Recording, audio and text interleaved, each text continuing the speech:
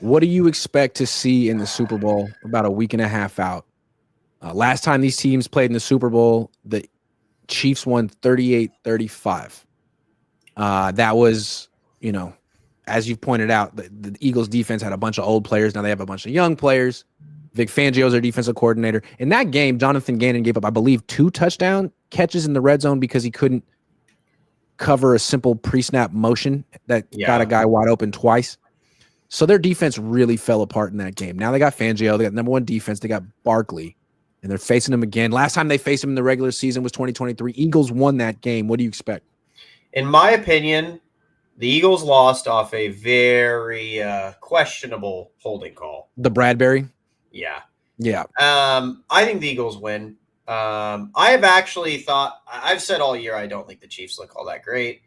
They keep escaping teams off of just craziness, which I get a lot of people are like, that's just their greatness. Like, it doesn't make me buy, like, I always try and put this, like, if the Chiefs were the Niners, would I be confident in them in going into the Super Bowl? No.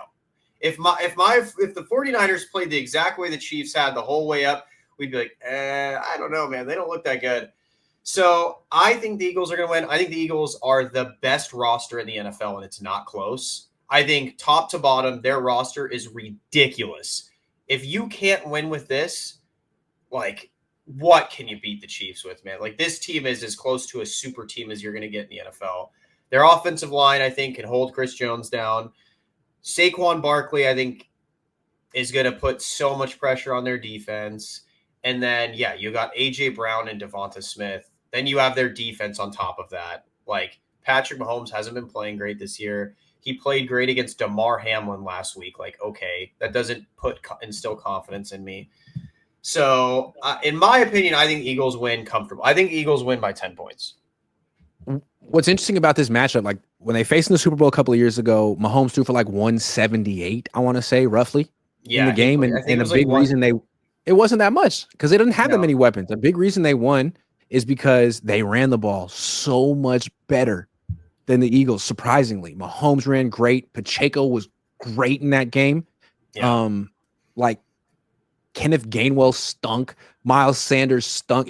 The whole thing was Jalen Hurts. He had to be Superman. Stunk. Yes. And Hurts was really good in that game, but he also fumbled, and that was kind of the difference as well. So to me, this is a whole different Eagles team where he's not the focal point at all. He's a complementary piece. It's all about Saquon Barkley. And I don't know that any defense has shown that they can really shut down that two-headed monster in the backfield as runners. Yeah. And again, they did not have Jalen Carter 2 years ago. Jalen Carter, dude, Aaron Donald has even said it. That's me. Like, Jalen Carter is him. You're not going to be able to run Pacheco down his throat. Like, it just won't happen. They're good across the board. They are fast. Pacheco hasn't been good for a while. They've been going to Kareem Hunt. Yeah. He's okay. Like, I think, in my opinion, I think the Eagles, I've said it since like week 12. The Eagles, in my opinion, are the best team in the league. They are so good, dude. They are. And I get it. A lot of Niners fans are like, you can't root for them. I'm not rooting for them. If both could lose, I want both to lose. But the Eagles are the best team in the NFL right now. They look incredible, top to bottom. I mean, clearly Mahomes is a lot better than Jalen Hurts. So that's a big advantage that the Chiefs have. Also, Andy Reid's the best. But I think we saw it in the last Super Bowl. Him against Jonathan Gannon was a mismatch because Andy Reid schemed up 14 points for the Chiefs offense in the red zone just because he exploited freaking Jonathan Gannon's rules on his defense.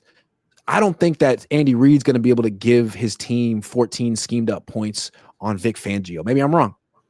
I also think Kellen Moore has been great this year. Like, I have been critical of him in the past with the Chargers and the Cowboys and stuff like that. But he's looked really good this year. Like, their offense is very much a hybrid. Like, that's been the biggest critique of Jalen Hurts is you haven't had to throw. Then the next game he'll have to throw, and he throws for 250, 300 yards, and he sits down like, okay, that's what you want to see, right? Like, and I think that's another big part is Jalen doesn't care.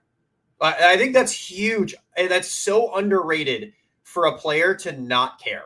Like, okay, if I win a ring, I win a ring. So, also, have you noticed that they've had 3 different offensive coordinators in Philly the last 3 years? Their offense hasn't changed. They have different people calling plays. No one gives Sirianni any credit.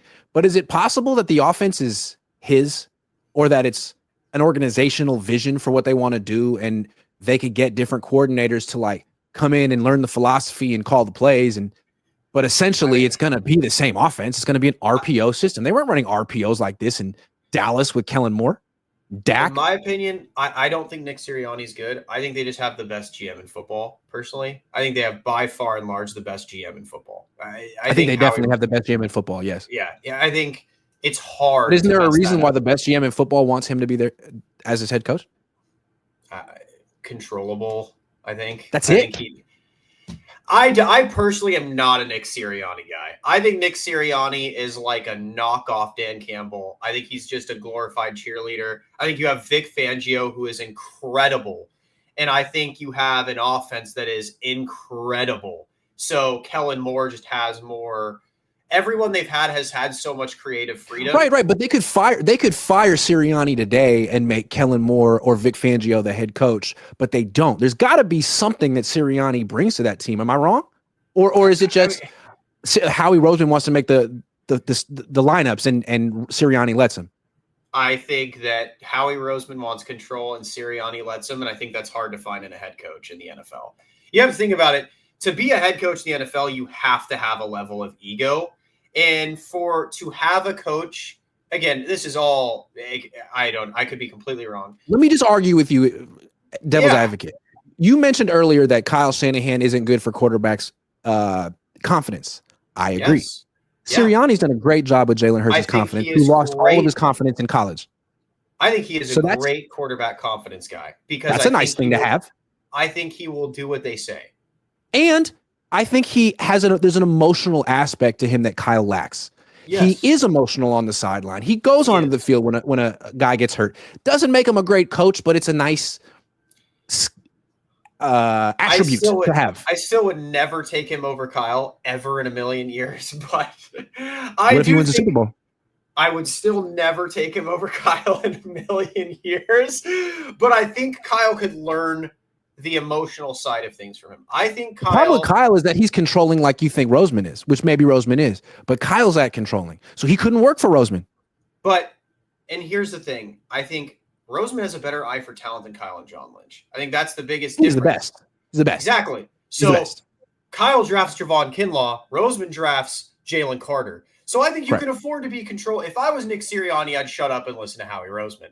I would too. And to me, again, like that's one of the things I like about Sirianni. He knows how to play his position. Exactly. And Kyle doesn't necessarily know how to do that. He's a system coach. Like, it's fine. And that's what I'm saying. Like, no. Kyle's a system coach. Sirianni is like a chairman of the board coach. Where it's like, dude, you just set the schedule and bring the donuts, man. But it's like, these are some good-ass donuts, though. You like these donuts. Sirianni no one else is going to bring the donuts. Is the Purdy and Garoppolo of coaches. He's there. I do what I do well, and then you guys do what you do well. I will do what I do well. I will be emotional. I'll pump these dudes up. I'll make sure Jalen. Well, isn't it nice to have a coach who isn't controlling though? Because Kyle Shanahan was the one who's like, I want Steve Wilkes, but he has to run my system. Sirianni's like, I want Vic Fangio, and I just want you to do whatever the hell you want to do. Like, it's kind of nice to have a coach who doesn't have that ego. But here's the thing that's the problem with these coaches. What happens when he loses Fangio? Like, yes, if he wins a ring, he can talk a lot because he can. He is on his third set of coordinators. Yeah, he lost Steichen. He lost, Gannon. And then everyone's like, oh, yeah, Eagles are done for. And now they're back. But now, again, I'm going to jump on here and say they have Fangio. They have Kellen Moore, who's now, to be fair, Andy Reid had Spagnuolo. Yes. Kyle Shanahan is Robert Saleh. Agreed. I completely agree. Coordinators are what makes you good. Yeah. But again, I'll be there next year. What can Sirianni do? Now, if he starts going to NFC Championship games again with a fourth set of coordinators that aren't Hall of Fame coordinator coaches like Fangio and like that, then it's like, okay, there might be a method to his madness. Like, same with Dan Campbell, right? If Dan Campbell shows up and the Lions go 14-3, win the division, like, you're going to have to be quiet a little bit about Dan Campbell's name. Like, I just feel like Kyle and McVay and Andy Reid have gotten people thinking that to be a great head coach, you have to call plays. and that really, if you don't call plays, you don't do anything.